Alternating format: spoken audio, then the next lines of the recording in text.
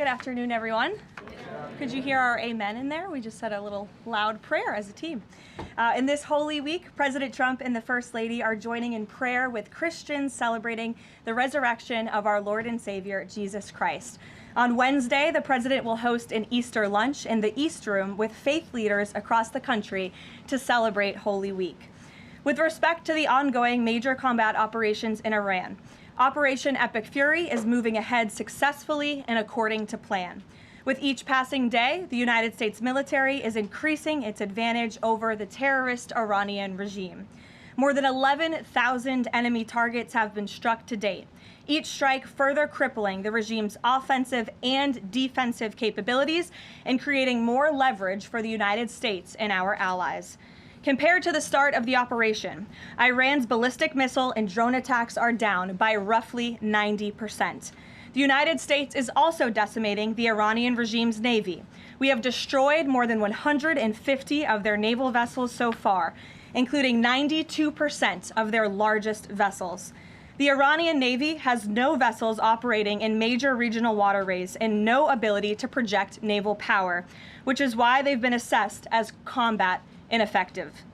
Our military continues to obliterate Iran's defense industrial base, with nearly 70% of their missile, drone, and naval production facilities and shipyards damaged or destroyed thus far, significantly reducing their ability to pose future threats in the region. U.S. and Israeli joint forces control the skies and have asserted air dominance over Iran, completing more than 11,000 successful combat flights thus far. The trend remains clear. The United States is conducting more intense, targeted strikes with devastating combat power with each passing day to destroy the threat posed by the Iranian terrorist regime, as President Trump sought out to do a month ago. It's no surprise that we are seeing the remaining elements of the regime become increasingly eager to end the destruction and come to the negotiating table while they still can. Despite all of the public posturing you hear from the regime and false reporting, talks are continuing and going well. What is said publicly is, of course, much different than what's being communicated to us privately. As a result, President Trump issued a 10-day pause to postpone planned strikes on Iranian power plants and energy infrastructure. This remains a truly once-in-a-generation opportunity for the regime to make a good deal with the United States, permanently abandon their nuclear ambitions, and stop acting as the world's leading state sponsor of terrorism. If the Iranians reject this golden opportunity, the greatest military in the history of the world continues to stand by to provide President Trump with every option available to ensure this regime continues to pay a grave price. One way or another, Iran will no longer have the credible ability to threaten the United States or our allies, which is, of course, the overall objective and mission the president set out when he launched Operation Epic Fury. Unfortunately, even as President Trump is working hard every single day to protect the United States from foreign enemies, Democrats on Capitol Hill have failed to do the same here at home by keeping the Department of Homeland Security unfunded. Over the past 6 weeks, Democrats in Congress have pushed our air travel system to its breaking point and inflicted massive pain on Americans with their reckless political games. 500 TSA officers quit their jobs. Thousands more were calling out sick at record rates due to the lack of pay. This resulted in security wait times exceeding 3 hours at major airports across the country, creating nightmares for millions of Americans. Overall morale among TSA staff plummeted as well, all of this creating an unacceptable heightened security risk. Because of the Democrats' unwillingness to do their basic job of funding DHS, President Trump determined that these circumstances constituted an emergency, compromising American security.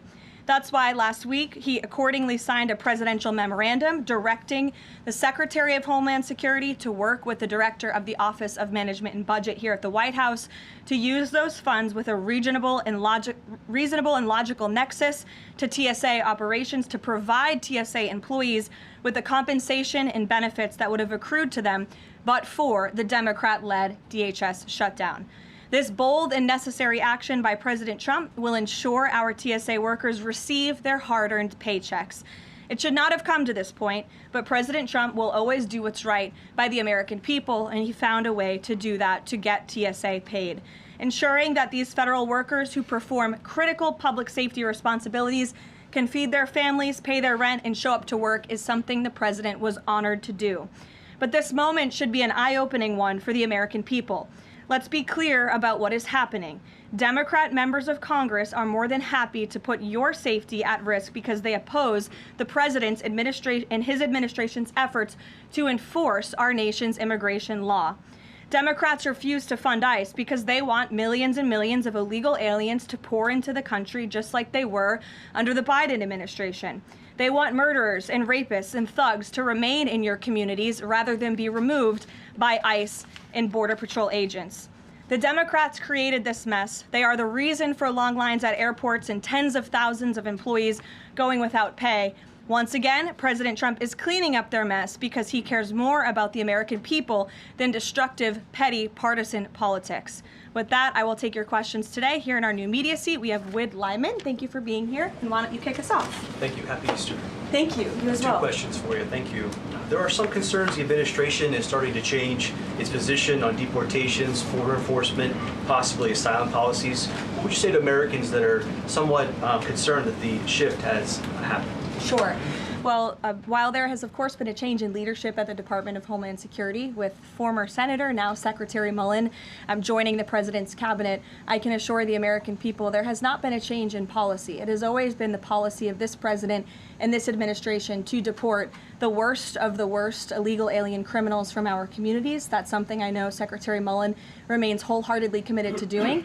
And it's something that is overwhelmingly popular with the American people. And it's something that is necessary to protect our homeland and to prevent deaths of Americans in our country. Just last week, Sheridan Gorman, a young woman in Chicago, was shot and killed on the street walking with her friends outside of her university by an illegal alien from Venezuela who had no right to be here in the first place. And it's despicable that Democrats are currently defunding the department that's responsible for removing illegal aliens like that. And I would also add it's despicable that the lack of coverage of this young woman's case, of her life, and the way that it was tragically cut short. I saw a survey over the weekend that I'd like to bring to all of your attention. This is the media coverage of the case of Sheridan Gorman. You have ABC News has spent 1 minute and 19 seconds between 2 days when this case was first alerted. You have CBS 2 minutes and 1 second.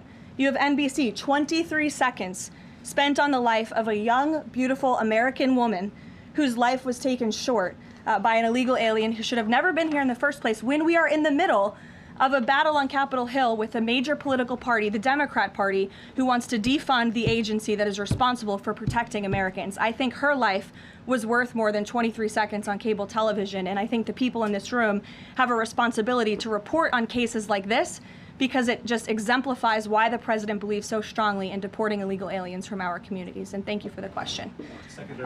Dasha, go ahead. Caroline, I have 2 questions, one on Iran and one on DHS funding. On Iran, the president has said that the administration is talking to a new and more reasonable regime.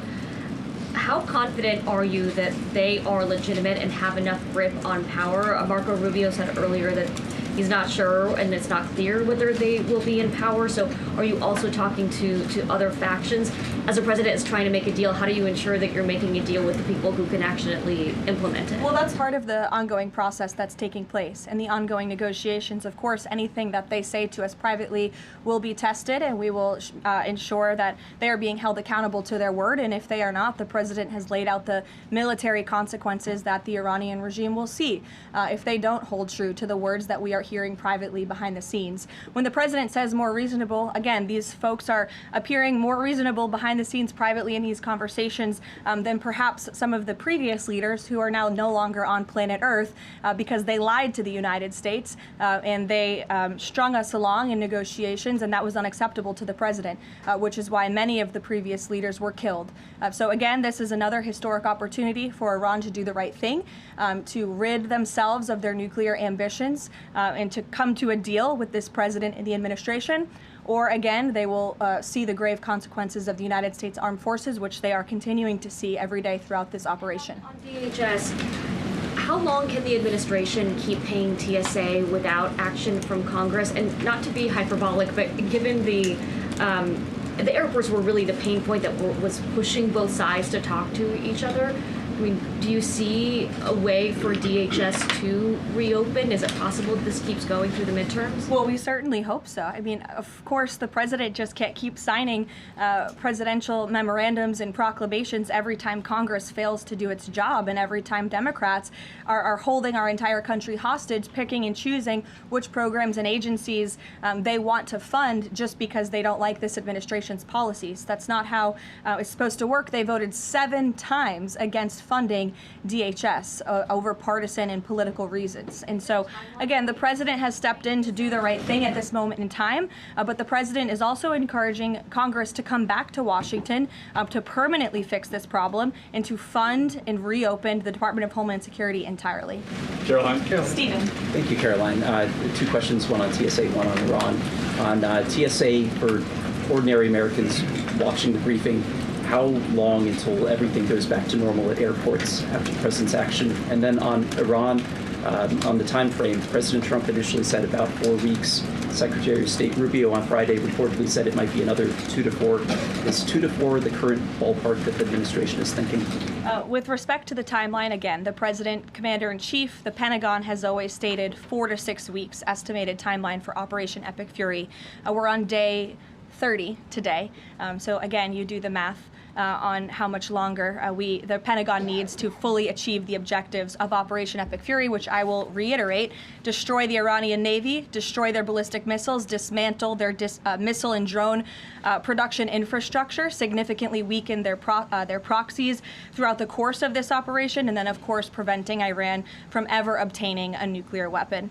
To your first question, Stephen, about TSA and airports, nothing will be truly normal again until Democrats do the right thing to fund this agency fully. Again, the president has stepped in the meantime to do what's right to end this crisis that we've had at air travel and at airports across the country in the meantime. But again, Congress needs to come back. Democrats need to fund the Department of Homeland Security so we can formally and fully get these great employees paid long into the future. Caroline. Jonathan? Thanks a lot, Caroline. 2 questions regarding the financial costs of the war. Back during the Persian Gulf War, 1990, 1991, Arab countries paid for the vast majority of the cost of the war. Kuwait, Saudi Arabia, the UAE. Who's paying for the cost of this war? Will those Arab countries step up to do just that? Well, I think it's something the president would be quite interested in calling them to do. I won't get ahead of him on that, but certainly it's an idea that I know that he has and something that I think you'll hear more from him on. And then secondly, the cost of diesel is averaging at $5.38 a gallon right now. What's the message from the Trump administration to truck drivers who are dealing with those high fuel costs right now? Again, we understand, we hear you, we see you. We are fully tracking this short-term fluctuation in oil and in diesel prices. And that's why the president and the administration have continually announced robust actions to provide stability in the global energy market. As you know, political risk insurance, one of those actions, allowing countries to purchase sanctioned oil just to increase the supply. In the meantime, we've worked to release 400 billion barrels of oil and refined products as well. We issued the 60-day Jones Act waiver. All of this has, with the goal of increasing supply to create stabilization in the market in the meantime. But the overall message, as we've repeatedly stated, is, again, these are short-term actions and short-term price fluctuations for the long-term benefit of ending the threat that Iran poses to the United States of America, our troops, and our allies in the region, and ensuring that this regime can no longer control the world's free flow of energy through the Strait of Hormuz, which is something the administration continues to tackle day by day as well. Jennifer. Just 2 questions. Which Jennifer? I'll go to both of you. Go ahead. So 2 questions, one on China and one on Iran. On China, ahead of the president's trip to Beijing, will there be a working level meeting with Secretary Bessent, Jameson Greer, et cetera, and when will that be? I do expect cabinet officials to travel to China ahead of time. I don't have a readout on their schedules for you, but this is something we typically do with international travel, as you know. So I'll talk to the Treasury Department and the cabinet myself, and we'll get you that answer. But we do expect them to move ahead of time. Okay, and thank you. And on Iran, if Iran is kind of cherry picking what tankers get to go through the strait now and contemplating big tolls on those tankers. Is that consistent, or how is that consistent really with the president's message about really wanting the Strait to be fully open? Does the administration support a regime or system where Iran is effectively charging tolls on these vessels to access? That's not something we support, and I would reject that they are cherry picking. In fact, as you know, these tankers that are moving through, the 10 that were previously announced, and now the new 20, the announcement of 20 additional tankers, which we expect to see over the coming days, are a result of the direct and indirect talks that are taking place between the United States and Iran. So you wouldn't have seen those tankers if not for the president's diplomacy and his team engaging on this matter, which we expect that compliance moving forward. And it's, again, something that we're working on very closely. Sure. And behind the tank in the back right there, you put up your hand very excitingly. Go ahead. Hannah from News Nation. Thank you. Thanks for taking my question. I have two for you real quick. There are reports that Republicans are weighing cuts to health care in order to make way for that $200 billion for the Pentagon and Operation Epic Fury. Is that a trade-off that President Trump supports? I've seen these reports. I haven't spoken to the president about it, nor have I heard this being discussed in any high-level meetings here at the White House. I don't want to weigh in definitively because I just haven't heard that being discussed here in the West Wing. And then secondly, I know President Trump says we're ahead of schedule in achieving his military objectives in Iran. He laid out that 4 to 6 week timetable for this conflict, and we're now within week 5. So how do you square kind of those two? Well, 4 to 6 weeks estimated timeline. Again, you just said we're on day 30 of the operation. I just provided you with some of the updates from the Pentagon directly in achieving the objectives, and the military has been enormously successful. I think we should all be very proud of our armed forces for what they have done over the past 30 days. The mission will continue until the objectives are achieved, and that 4 to 6 week timeline does remain right now. I don't have any updates for you on that. Yeah, like others, one on TSA, one on Iran. On Iran, I know it's tough to engage in hypotheticals, but I feel like this is one that you could engage in. If the president does Probably not, but let's see. If the president does seek, or the United States seeks a ground war, does he intend to get congressional authorization of that march? Look, the president has been asked about boots on the ground or alleged ground operations various times. He's obviously declined to rule them out. It's the Pentagon's job to provide maximum optionality to the president. It does not mean he's made a decision, nor would he ever notify the media of such decision as not to tip off our enemy. With respect to abiding by Congress and the rule of law, that's something the administration will, of course, always do, and it's something that we have great respect for Congress. The president does with military operations. In fact, prior to the launch of Operation Epic Fury, as you know, the administration gave a courtesy notice to Congress in the Gang of Eight, and top-level administration officials and cabinet secretaries have gone to Congress multiple times over the past 30 days to provide those courtesy briefings to Congress when requested. TSA quickly, I've been asked by multiple Trump supporters that have said, given the fact that the president on that Friday gave that memorandum informing DHS to pay TSA workers, I know there's a lot of negotiations involved in a shutdown of this size. Why did the president not sooner issue that payment to TSA workers? Well, it's because of the Democrats voting 7 times against reopening the Department of Homeland Security that we came to a place of an existential crisis. I mean, you saw the lines at various major airports across the country, American travelers really paying the price for Democrats' partisan games. And so the president worked with his legal team here at the White House and the Office of Management and Budget to find a solution to take care of the emergency that we were seeing in air travel across the country. And it's because of the president that TSA agents are being paid. But again, he's calling on Congress to do the right thing, to come back to Washington, and to fund and reopen the Department of Homeland Security fully. Sure. Hi, Lindsay Ellis from the Wall Street Journal. I'm trying to square the 4 objectives laid out by the administration with the goal of reopening fully the Strait of Hormuz. Would President Trump declare victory and wind down military operations if the 4 objectives are met, but still passage remains quite slow through the strait? Look, as I've said repeatedly and as the president has laid out, the objectives of Operation Epic Fury are as follows: destroying the Iranian Navy, destroying their ballistic missiles, dismantling their defense industrial infrastructure that produces those weapons that have long threatened the United States and our allies, and then, of course, preventing Iran from ever obtaining a nuclear weapon. The full reopening of the strait is something the administration is working towards, but the core objectives of the operation have been clearly defined for the American people by the Commander-in-Chief. Garrett. The president posted this morning about his threat that on leaving Iran, he said we might blowing up and completely obliterating all of their electric generating plants, oil wells, Harg Island, and possibly all desalinization plants. Under international law, striking civilian infrastructure like that is generally prohibited. Why is the president threatening what would amount to potentially a war crime with the U.S. military? And how do you square that with the administration repeatedly saying that the U.S. does not target civilians? Look, the president has made it quite clear to the Iranian regime at this moment in time, as evidenced by the statement that you just read, that their best move is to make a deal, or else the United States Armed Forces has capabilities beyond their wildest imagination, and the president is not afraid to use them. That's not what I said, Garrett. And you're saying the word potential for a reason, because I'm sure some experts are telling you that in your ear to try to ask me that question. Of course, this administration and the United States Armed Forces will always act within the confines of the law. But with respect to achieving the full objectives of Operation Epic Fury, President Trump is going to move forward unabated, and he expects the Iranian regime to make a deal with the administration. To that end, which of those objectives would destroying a desalinization plant most help? Haley, go ahead. Thanks, Caroline. I want to follow up on Iran.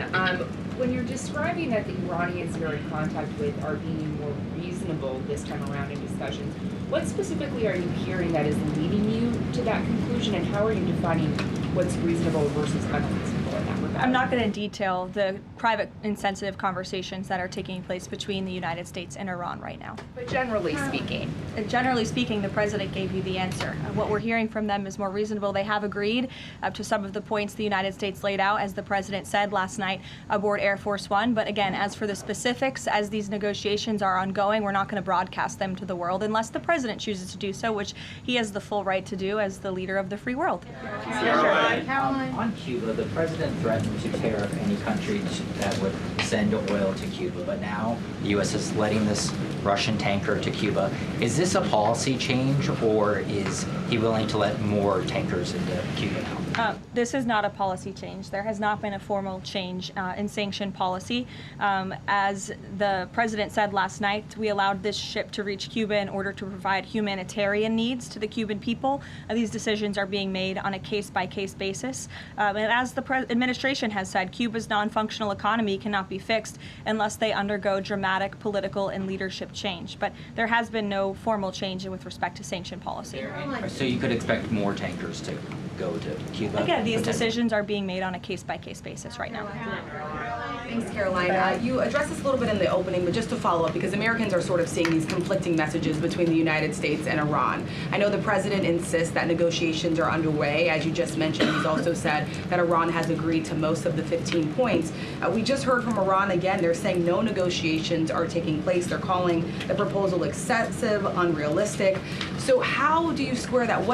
How do you explain that discrepancy between the two? I think the American people are smart enough not to take the word of a terrorist regime that has chanted death to America for 47 years at their word. And I hope the journalists in this room are wise enough not to take an Iranian regime that has repeatedly lied about our country, about our values, about everyone in this room, frankly, for nearly 5 decades. So I think the American public are smart enough to understand that. And just to follow up on the objectives, you've laid them out, but I know the president has set a deadline for April 6th in just 1 week.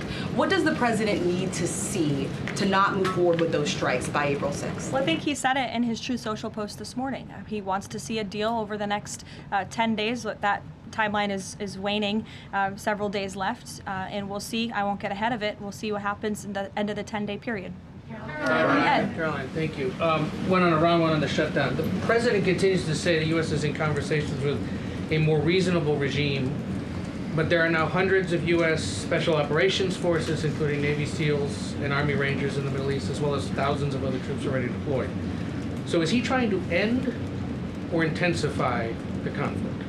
The president is focused on achieving the objectives of Operation Epic Fury. With respect to forces that are on the ground in the Middle East, it's the job of the Pentagon to create maximum optionality for the commander-in-chief. It does not mean the president has made any additional decisions. Again, he remains focused on ensuring that the Pentagon continues to achieve the objectives of the operation that was launched 30 days ago, and we're well on our way to doing that. So if an American sitting at home hearing him say, I want to talk, but I keep seeing them send troops to that region. What are they to make of what's going on? There's two tracks here. The president has always said that diplomacy is his #1 option and priority. Again, he tried earnestly, in good faith, to engage in diplomacy with the Iranian regime prior to this operation being launched in the first place. He wanted to strike a deal, and he sent his top negotiators to do so. They spent extensive amount of time and effort trying to strike a deal, and unfortunately, the previous regime, again, many of those leaders no longer with us here on Earth because they faced the consequences of the United States military. So if there's ever a chance for a deal, again, the president is open to listening, but it does not deter him from focusing on the military objectives that he set out 30 days ago and that our military is continuing to achieve day by day. On the shutdown, he signed the national emergency order last Thursday, making sure TSA officers will be paid. There's still other civilian DHS employees, however, who are not being paid. Yes. He signed something similar to ensure they also get paid? Look, the president will always look into ways that we can make sure that the American people are being taken care of and doing what's right by the American people. But again, it's ridiculous that the president even has to go to the length of working with the legal team and the Office of Management and Budget to identify these funds. It is the job of Congress to fund these agencies. And Democrats in Congress have voted 7 times against funding the Department of Homeland Security. Congress should come back and they should get it done. The president, again, made the decision to prevent this existential crisis we were seeing at our nation's airports across the country that was only going to get worse, and that's why he wants Congress to do his job. Thank you, Karoline. Since you mentioned... I'll go to you as well. Okay, you're welcome. Since you mentioned Easter and prayers, I wanted to ask you about something the Pope said yesterday. So Pope Leo said yesterday, and I quote him, "God does not listen to the prayer of those who wage war." Can you comment on that?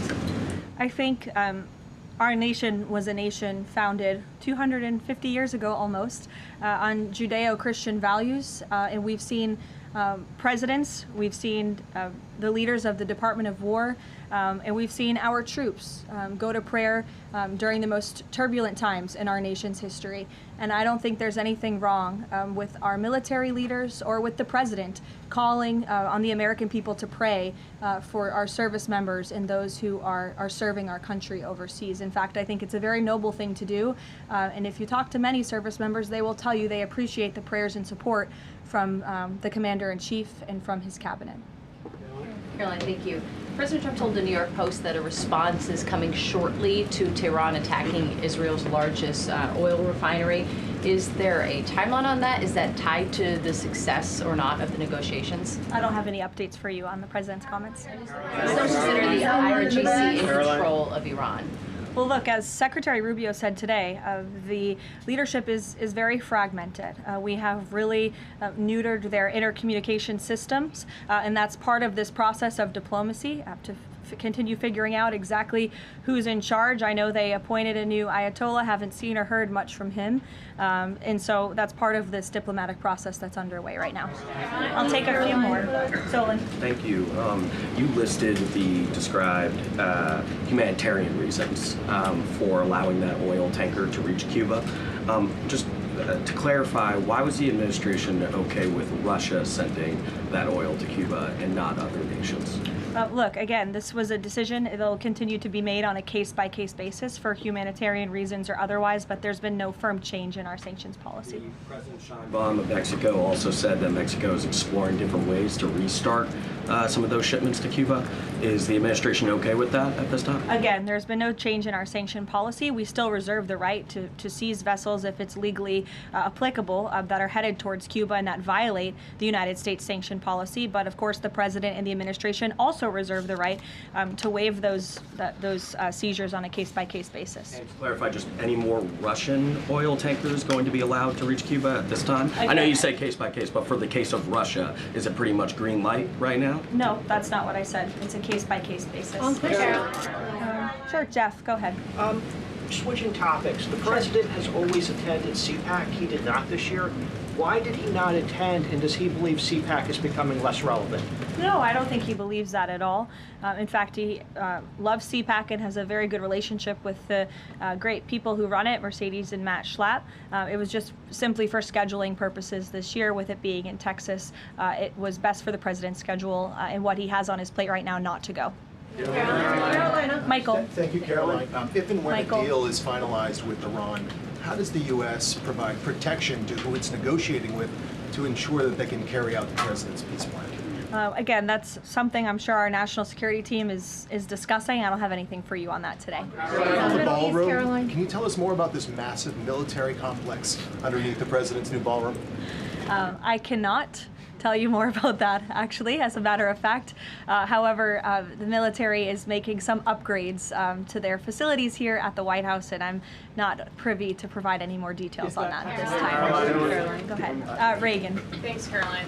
Question on the Middle East and then a question on Antifa. Netanyahu said Sunday that Cardinal Pizzaballa will be able to hold services for Palm Sunday in the Church of Holy Sepulchre after he was initially blocked by Israeli police. Did anyone from the administration or the president call over to Israeli officials to assist the cardinal in this? Yes, I did speak with Secretary Rubio this morning, and we did express our concerns with Israel with respect to these holy sites being shut down. We want worshipers to be able to access these holy sites. Of course, safety is a top priority, but we understand Israel is working on those security measures to reopen the sites throughout Holy Week, and that's something that we're appreciative of. Antifa. Sure. In Texas, 9 people have been convicted by a federal jury on domestic terrorist charges connected to Antifa. The White House has previously indicated that you guys are investigating Antifa, who's funding them, who's leading them. Can you provide an update on how that investigation is going, and do you think we're going to see more charges against people connected to Antifa? Well, I do know that there was an entire task force that was set up, an interagency task force to focus on the threat of Antifa, which, as you know, Reagan, this president declared a domestic terrorist organization rightfully, and we will continue to look into it. I don't have any updates on those specific investigations, but I'd be happy to have my team get those over to you today, as this continues to be of the utmost importance to the president and his domestic policy agenda. Caroline, JJ. On one question on landmines, there's been some reporting that American-made landmines have been spotted on the ground in Iran. Did President Trump sign off on using U.S.-made landmines in Iran? I don't have any comment on that report today. Caroline, whether they're being used at all? I don't have any comment on that. Karen. Two on DHS. You said that the president is encouraging Congress to come back to D.C. You also said yourself. How has he done that? Has he told leadership that they should cancel recess and come back? He said it repeatedly. I think you recall. He said that he'll host a big Easter dinner here at the White House if Congress will come back and fight the Democrats on this issue, which we should do. Because again, the Democrat Party is in the wrong here. They have voted 7 times against funding the Department of Homeland Security, which is completely egregious with everything we have going on in the world. And these brave men and women who serve DHS deserve to get their paychecks. The president wants to see that happen, and he wants Congress to come back to get it done. On the paychecks, Caroline. Thank you.